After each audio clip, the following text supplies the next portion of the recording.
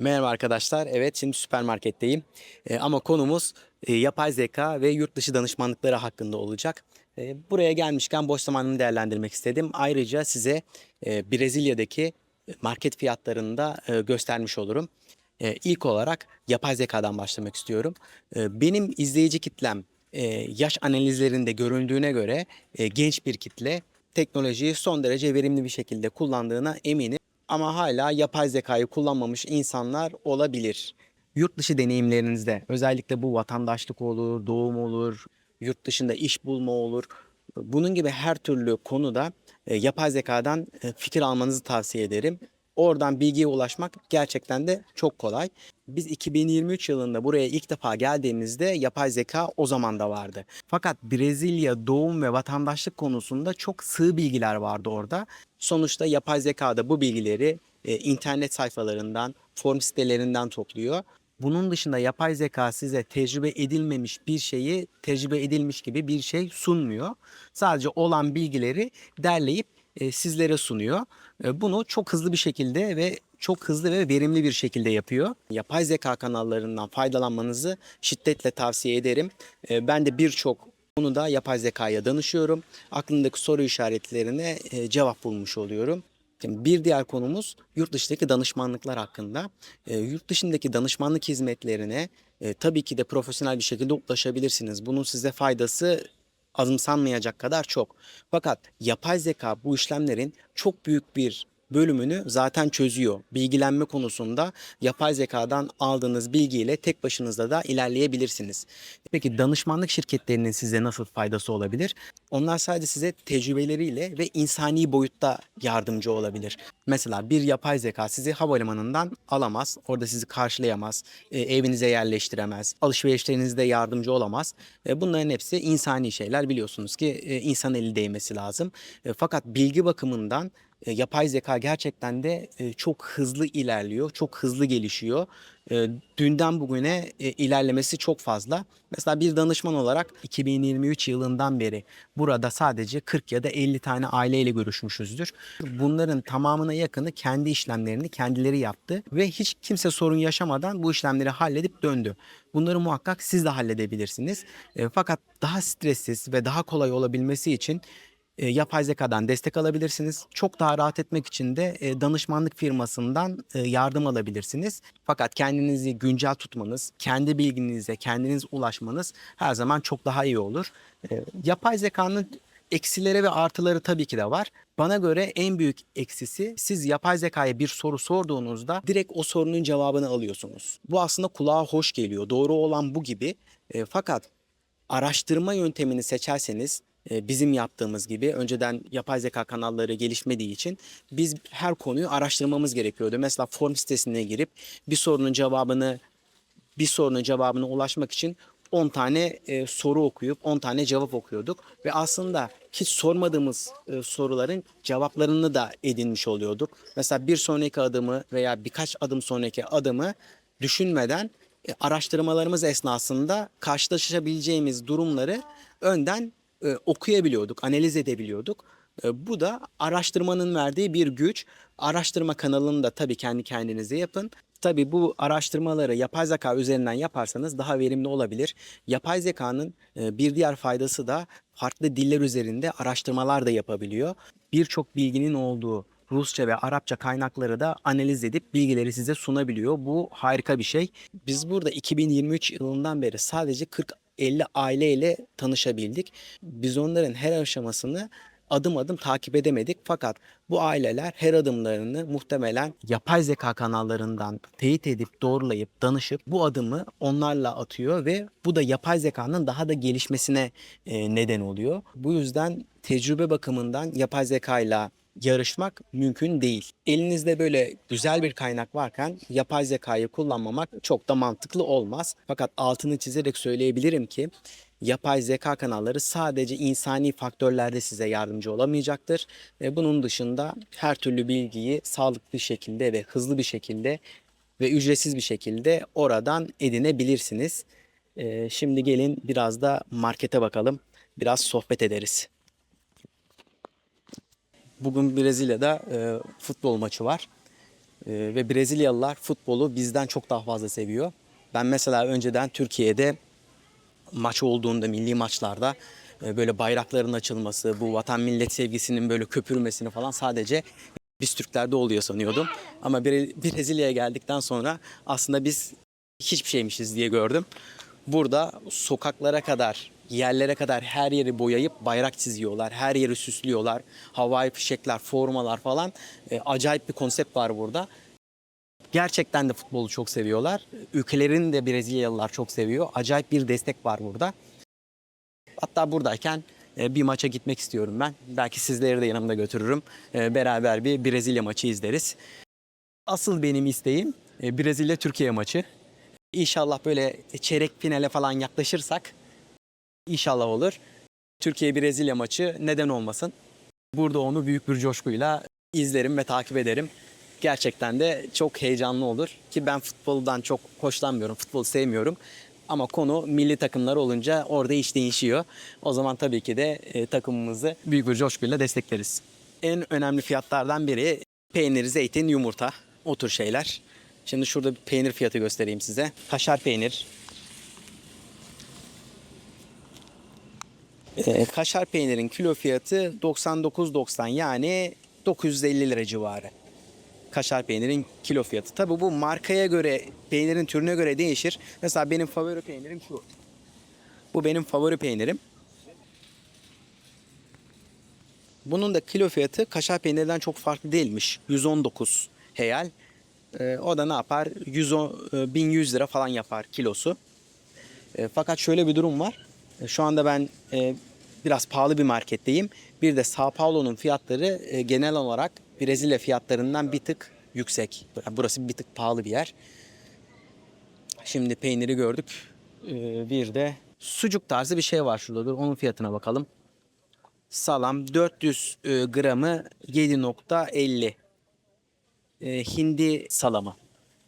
Market işlemlerini genelde Ayşe hallettiği için çok fiyatlara ben bakmıyorum. Bugün sizin vesilenizle biraz fiyatlara bakmış oldum. Türkiye'deki fiyatları hiç bilmiyorum. Şuradan bir balık göstereyim size, balık fiyatlarını. Somon 59 heyal. Şurada bizim levreye benzeyen var. 12,90 13'te. Çilapya 19 20 heyale de çilapya var. Buranın en çok yenen balığı bizdeki çupra gibi düşünün. İşte fiyatlar etiketlerde gördüğünüz gibi. Şimdi tavuk fiyatları. Göğüs 13,40. But var burada. 11,29. Soslanmış but 14,19. Kanat 28,49. Ben kanadı dün 22'ye almıştım kilosunu. Et var burada. Bu domuz eti olabilir. Fiyatı 15. Çok düşük. Burada et 50'den başlıyor arkadaşlar. 50 heyelden. Şurada gördüğünüz gibi. Bobina. 50 heyelden başlıyor. Yani ne yapar? 450 lira diyeyim. 450 liradan başlıyor etin kilosu. Etin bölümüne göre artıyor. 1000 liraya kadar çıkıyor. Fakat 1000 liraya yediğiniz et burada hakikaten de çok etin kaliteli kısmı falan oluyor. Göstereyim şurayı bir de. Yani et burada şu şekilde oluyor.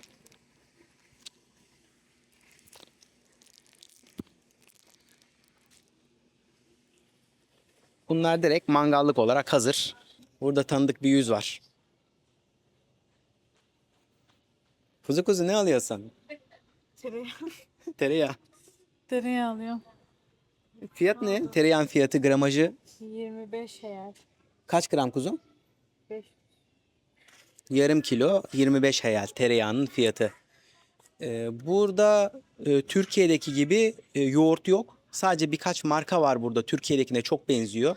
Onu bulursam şuralarda göstereyim size. Kuzu yoğurt var mı baksan ya be. İleride mi? Türkiye'deki yoğurdun lezzetine benzeyen ve kıvamı benzeyen yoğurt bu. Biz bu yoğurttan alıyoruz. Yoğurt denince burada genelde akla daha tatlı bir tat geliyor. Meyveli yoğurtlar oluyor. Fakat Türkiye'dekine benzeyen o gösterdiğim yoğurt. Kese yoğurdu yok. Bu şekilde yoğurt var. Burada yoğurt isterseniz süt alıp kendiniz yapmanız lazım. Yoksa maalesef bulamıyorsunuz. Bulabileceğiniz de o gösterdiğim Kutudaki gibi oluyor. Türk çayı yok. Onun yerine yeşil çay, işte limon çayı, bu tür aromatik çaylar var. Şu marka çok güzel. Bunun çayları genelde güzel oluyor. Ve bunun da fiyatları biraz pahalı. Burada mate çayı çok seviliyor. Başka alkollere girelim. Alkol burada ciddi ucuz. 350'lik Spaten bira 3.99. Tanesi 4 HL'e denk geliyor. Ama bunun daha uygununu bulabiliyorsunuz. Bazı marketlerde çok daha uygunu oluyor. Ha şey ne yapar? 4 HL'de işte 40 liradan uygun oluyor. Başka şurada şampanyalar var. 40-50 HL, 36 HL, 20 HL'de şarap bulmak mümkün. Vodkalar falan mesela çok iyi ya. 15 HL, 16 HL litrelik içecek var. Ya bu 160 liraya falan gelir. 160 liraya litrelik vodka alabiliyorsunuz. Böyle bilinmiş markalar da var burada. Smirnoff mesela. Bu da litrelik 30 HL. 300 liranın altında fiyatı Smirnoff'un. Yani alkole burada ulaşmak çok kolay. Özellikle bira küçük şişeleri falan oluyor onların. 2 HL falan denk geliyor bazıları. Çok uygun. Sudan uygun. Burada su daha pahalı. Ama tekstil çok iyi değil Brezilya'da. Elbiselerin kalitesi çok iyi değil. Böyle pamuğu falan, kotları olsun. Şu kapşonlu mesela. Tişörtler falan iyi değil ya kalitesi. Biz çok beğenmiyoruz buranın kalitesini. 60 HL falan denk geliyor. Oi, gente. O genç. Elemanın teki geldi, selam verdi. 60 HL denk geliyor şu. Şapkadır, kapşondur, orada atkı falan var. Onlar da 49. İç çamaşırları 28 HL. Bilmiyorum, fiyatlar fena değil gibi. En azından bu süpermarketin fiyatı fena değil gibi. Ama kalite çok bir şey beklemeyin yani. Kaliteler düşük. Bir diğer sıkıntılı konu burada elektronik. Brezilya'da elektronik maalesef çok kaliteli değil. Elektronikte, teknolojide Brezilya ucuz bir yer değil arkadaşlar. Türkiye ile hemen hemen aynı. Mesela burada cep telefonu almak isterseniz Türkiye'deki fiyatlar gibi pahalı oluyor. Bu yüzden millet genelde Uruguay'a falan gidiyor daha ucuz alabilmek için. Karpuz fiyatı 3.49. Pila fiyatı fena değil. Portakal. Burada portakal genelde pahalı oluyor arkadaşlar. Oha. 17 HL'miş 2 kilosu. 6 HL var. Limon. Buranın limonu bu şekilde oluyor. Lime, Türkiye'deki lime limonu gibi. Bununla caipirinha yapıyorlar. Brezilya'nın en meşhur içeceği. Sahillerde falan görürsünüz hep. Limon fiyatı 4 HL. Kilo fiyatı. Patates 12 HL civarı. Ee, Oluyor dediği sarımsak oluyor. 3.35. Soğan 9'a var, 8'e var. Burada siyah soğan bazen beyaz soğandan daha ucuz oluyor. Ben Türkiye'de bunun tam tersi diye biliyordum. Ha, yumurta fiyatı. 20 yumurta 16'ya denk geliyor. Tanesi birden daha ucuz. İşte yeşillikler, brokoli 7 HL. Yeşillikler 7 HL bandında. Vesileyle sizlere fiyatları da göstermiş oldum. İyi oldu. En azından bir fikir edinmiş olursunuz fiyatlar hakkında. Aslında bu videoyu ben geçen hafta çekecektim. Ama bir hafta evdeydim, yataktan çıkamadım. Boğaz enfeksiyonu olmuşum. Bir hafta boyunca hastalıktan bayağı bir kıvrandım. Şimdi çok daha iyiyim. Cuma günleri birkaç video daha paylaşacağım. İşte bu Brezilya'daki sağlık ocağı, Brezilya'daki tütük kaydı. Daha sonra Diego'nun pasaportunu yenileyeceğiz. Onun için bir video çekeceğim. Daha sonra kimlik başvurusu yaptık Brezilya'ya yeni kimliği için. Onun için bir video çekeceğim. Ya bunlar normalde bizim için basit şeyler. Gideceğiz, halledeceğiz ama sizlere bunları göstermek için nasıl olduğunu görmeniz için videoları çekeceğim. Siz de videoyu beğenip yorum yazıp videoyu arkadaşlarınıza yollarsanız, beni takip ederseniz bana destek olmuş olursunuz. Daha fazla video üretirim sizin için. Elma kilosu 13.89. Bu elma Türkiye'deki yayla elmalarına benziyor tadı. Çok lezzetli oluyor. Fakat küçük. Tabii şöyle büyükleri de var. Ve büyüklerinin fiyatına bakalım. Vay. Büyüğün fiyatı küçüğe göre daha uygun. Büyük 12.99, küçük olan 13.89. Enteresan. Ama bu lezzetli tabii, diğeri değil. Çerezler. Çerez çeşidi çok az. Olan çerez de çok lezzetli değil burada. Onu anlamıyorum ben. Belki bunlar falan direkt Türkiye'den de geliyor olabilir. Durun bakalım bir nereden gelmiş bu. Gıda sanayi mermerli. Aynen Türkiye. Bakın burada ne güzel kuru kayısı bulduk. Menemen, İzmir, Türkiye diyor. Bunlar Türkiye'den geliyor. Bunlar bu değil ama. Ya yok arkadaşlar, şey olarak, çerez olarak böyle bizdeki tuzlu fıstık olsun, Antep fıstığı olsun, fındık olsun, leblebi, e, çekirdek burada yok. Akşamları aramıyor değiliz bazen şöyle bir çerez yiyelim falan diye ama şu anda 700 açtı, devam ediyor.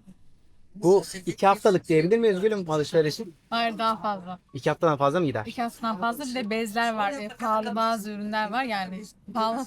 Ama gene bir şeyler alacağız yani bunun Ha, üzerine. alırız. 2 hafta içinde Kasaba başka şey. gideriz, tabii. Kasaba gideriz, fırına gideriz. Ama kuru bakliyat almayız artık mesela. Peki sence 2 hafta ne kadar daha harcarız mutfağa?